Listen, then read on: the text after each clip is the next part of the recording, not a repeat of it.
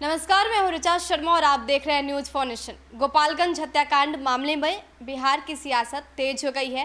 पहले नेता प्रतिपक्ष सरकार पर लगातार हमलावर नजर आए, लेकिन अब इस मामले में डीजीपी गुप्तेश्वर पांडे ने भी अपनी चुप्पी तोड़ दी है। जी हां, DGP Gupteshwar Pandey social media के माध्यम से ये स्पष्ट कर दिया है कि इस मामले में प्रत्यक्षदर्शी का बयान नोट कर लिया गया है, दर्ज कर लिया गया है और उस बयान के मुताबिक जब ये घटना हुई थी, घटनास्थल पर जेडीयू विधायक पप्पू पांडे उपस्थित नहीं थे, लेकिन प्रत्यक्षदर्शी ने ये साफ तौर पर कहा है कि इस घटना की साजिश, इस घटना की प्लानिंग पप्पू पांडे ने ही की है। डीजीपी का कहना है कि साक्ष्य जुटाए जा रहे हैं, सबूत का पता लगाया जा रहा है, सबूत को खंगाला जा रहा है, इसमें वक्त लग सकता है। क्या कुछ कहा है डीजीपी ने? गोपालगंज में एक ट्रिपल मर्डर केस हुआ है, जिसको लेकर सोशल मीडिया में बहुत तरह की अफवाहें चल रही हैं। ज़्यादा लोग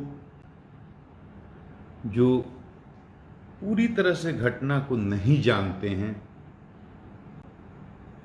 वो गलत तरह की अफवाहों के चलने के कारण गलत परसेप्शन भी बना लेते हैं और उस परसेप्शन के आधार पर टिप्पणी भी करने लगते हैं। कुछ लोग सच्चाई को जानते हुए भी गलत मोटिव से कुछ लिखते हैं, वो अलग बात है। लेकिन ज्यादा लोग इनोसेंटली, क्योंकि वो नहीं जानते हैं कि सच्चाई क्या है, इसलिए वो अलग तरह से परसेप्शन बना लेते हैं। तो मैं लाइव आया नहीं, मुझे जबरदस्ती बुलाया गया, नहीं तो हर घटना पर, हर मर्डर के केस में या किसी भी केस में डीजीपी को लाइव आने की जरूरत नहीं है।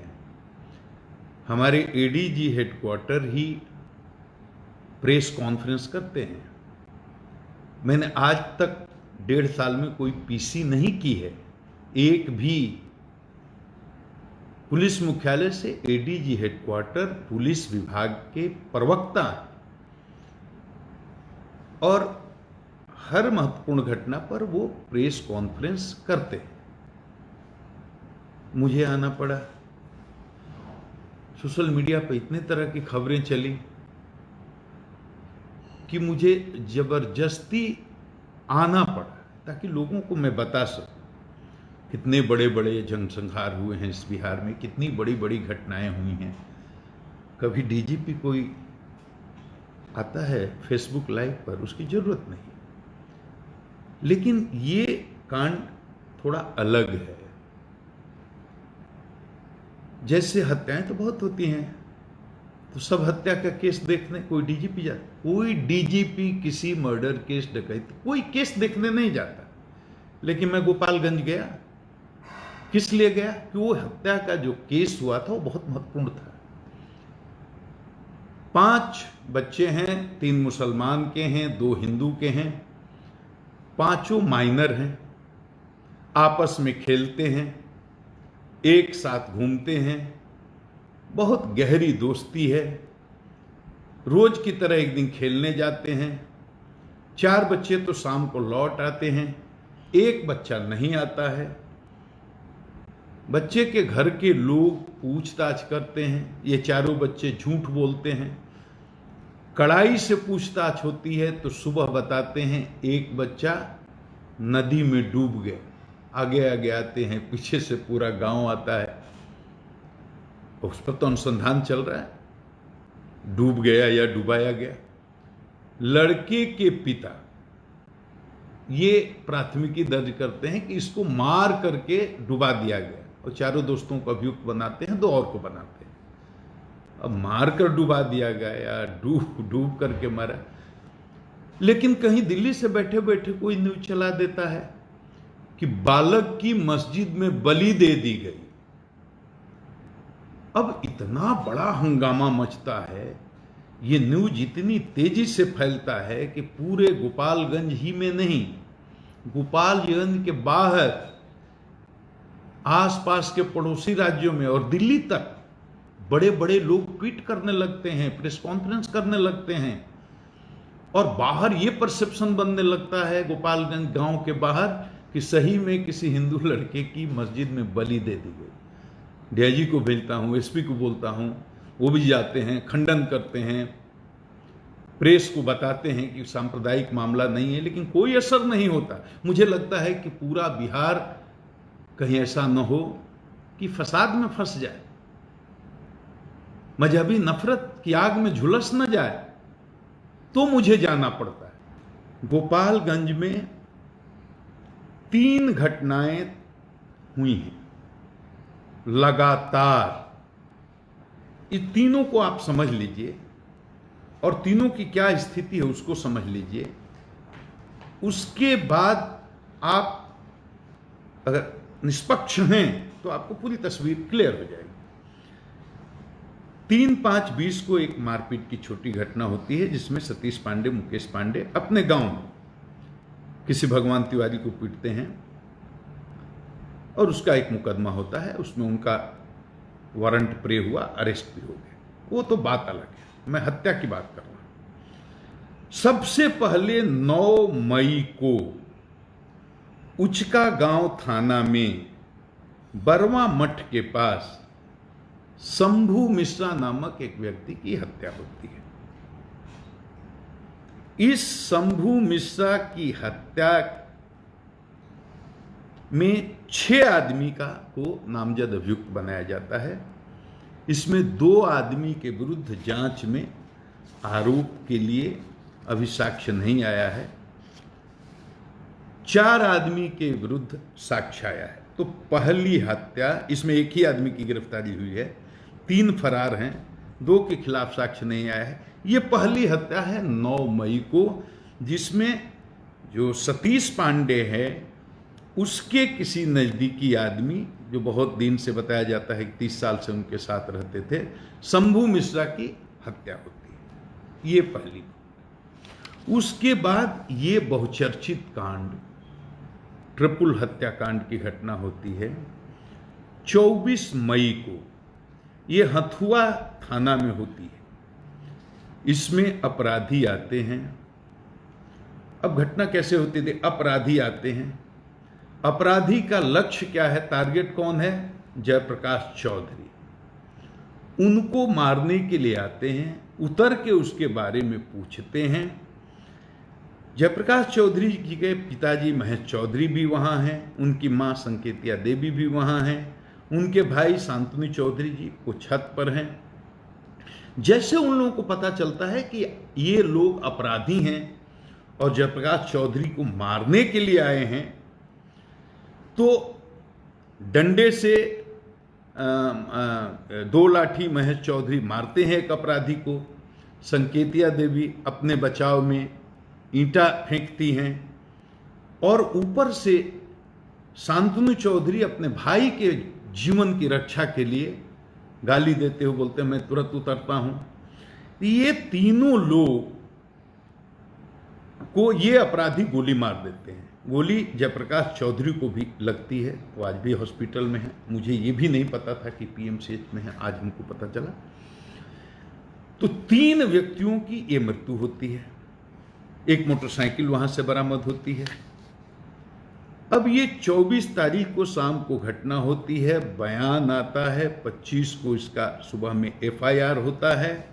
इसमें 4 आदमी को अभियुक्त बनाया जाता है। ध्यान से सुनिएगा।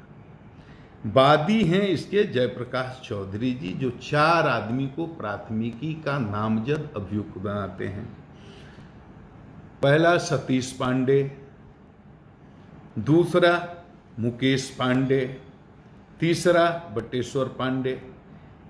3 आदमी को ये गोली मारने के प्रत्यक्षदर्शी, मतलब ये जो गवाह जिसको कह सकते हैं, वो कहते हैं ये 3 आदमी ने गोली मारी। एक अन्य पप्पू पांडे के बारे, जो माननीय वहां के विधायक हैं, इनका कहना है कि 4 दिन पहले इन्होंने हमको धमकी दी थी, तो इसमें इनकी साजिश हो सकती है। मैं एकदम टेक्निकल लीगल पॉइंट आपको डिस्कस कर रहा हूं। मैं समझ रहा हूं आप जो सुन रहे हैं उसमें वकील भी होंगे, विद्वान भी होंगे, पुलिस के भी लोग होंगे, हमसे ज़्यादा पढ़े लिखे और समझदार लोग भी होंगे। आप देखिए, वादी ये नहीं कहता कि गोली मारने में यहाँ पप्पू पांडे भी थे।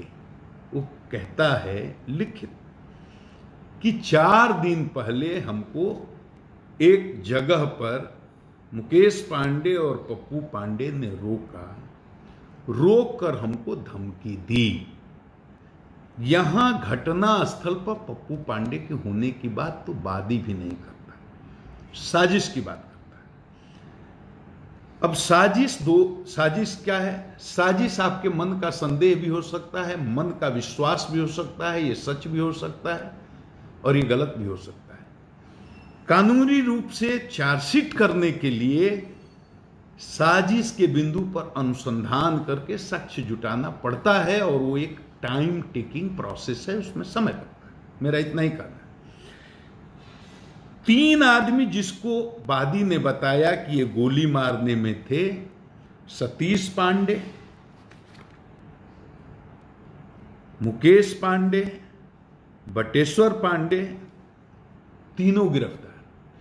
एफआईआर होने के साथ जैसे एफआईआर होता है और हमारे ये जो विक्टिम है, पीड़ित हैं 3 आदमी की, अंतिम संस्कार होने के लिए जाता है, चिता में आग लगाई जाती है, पूरी तरह से संस्कार संपन्न भी नहीं होता है, उसके पहले पुलिस मेरे आदेश पर, जैसे मुझे सूचना मिलती है, मैंने कहा तुरंत गिरफ्तारी होनी चाहिए और तुरंत सतीश पांडे की गिरफ्तारी होती है, मुकेश पांडे की गिरफ्तारी होती है, 25 को एफआईआर, 26 को इनकी, और एक जो बचा हुआ बटेश्वर पांडे, उसकी भी आज गिरफ्तारी।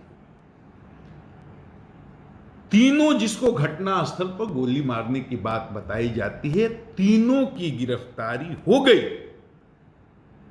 अब ये गलत सूचना जो किसी भी संवैधानिक पद पर बैठे हुए जिम्मेदार आदमी को देते हैं, वो उनके शुभचिंतक नहीं है, उनको सत्यापन इसका करना चाहिए। मैं सिर्फ बता दूं, इसमें किसी भी कांड में विधायक पप्पू पांडे नामजद अभियुक्त नहीं है, कहीं से भी एफआईआर में उनका नाम नहीं है। तो ऐसे कांडों के बारे में, और जो सतीश पांडे की बात कर रहे हैं, तो सतीश पांडे का मैंने आपराधिक इतिहास मंगाया।